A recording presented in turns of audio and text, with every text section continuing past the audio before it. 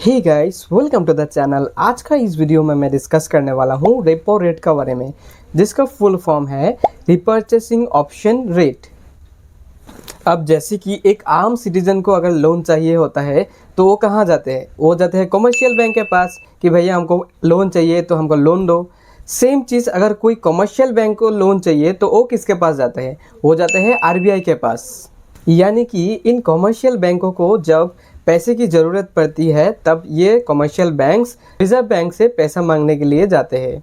अब जिस rate of interest पर रिजर्व बैंक इन कमर्शियल बैंकों को लोन देती है उसे ही हम रेपो रेट बोलते हैं।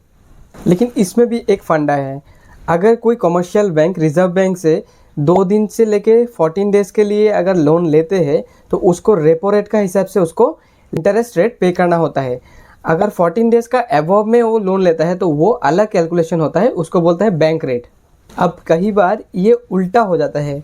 अब मान लीजिए कमर्शियल बैंकों के पास पैसा बहुत ज़्यादा हो जाता है तो वो क्या करते हैं, अपने पैसे को रिजर्व बैंक के पास अपना पैसा डिपॉजिट करता है, या फिर कभी कभार रिजर्व बैंक को भी इन कमर्शियल बैंकों से पैसा बोरो करना होता है।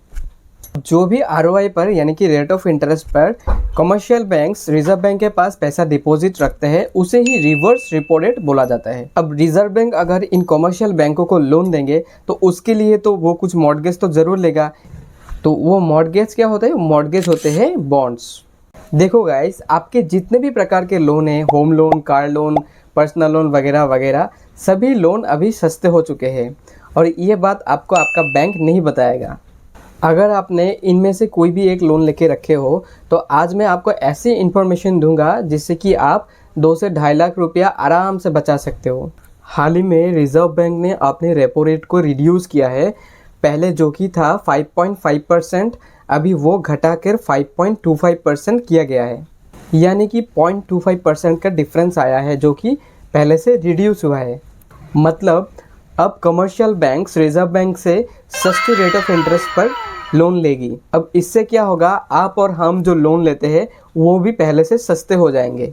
उस हिसाब से पहले से हमारी ईएमआई भी कम हो जाना चाहिए, है ना? बट रियलिटी में ऐसा होता नहीं क्योंकि आपको बैंक आपको बताता नहीं।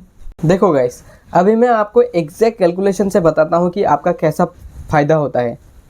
मान लीजिए कि आपने पहले 50 लाख का लोन लिया था 20 साल के लिए, वो भी 8.5 rate of interest per annum का हिसाब से। तो उस पर आपका जो मंथली ईएमआई होता है वो आता कितना? 43,391 रुपीज़। अगर same loan amount same tenure के लिए आप 7.5 rate of interest per annum के हिसाब से लेते हो तब आपका ईएमआई होता है 40,279 रुपीज़। यानी कि हर महीना में आपको 3,112 रुपया का सेविंग्स होने वाला है। अगर मोटा मोटी 20 साल के लिए भी ये आंकड़े को देखा जाए तो ये अमाउंट जाएगा आपका अप्रोक्स 7,46,880 रुपीज़। यानी कि 20 सालों में आपने 7,46,880 रुपीज़ का आप फ़ायदा कर सकते हो। लेकिन ये रिड्यूस तब होगा जब आपका लोन रेपो लिंक्ड होगा। Thank you so much for watching this video. अगर ये वीडियो आपको अच्छा लगा और इन्फॉर्मेटिव लगा तो लाइक करना इस वीडियो को और शेयर करना उन दोस्त और फैमिली के साथ जिनका भी अभी लोन चल रहा है, और सब्सक्राइब करना इस चैनल को और बेल आइकन को भी ज़रूर प्रेस कर देना। जय हिंद, जय भारत।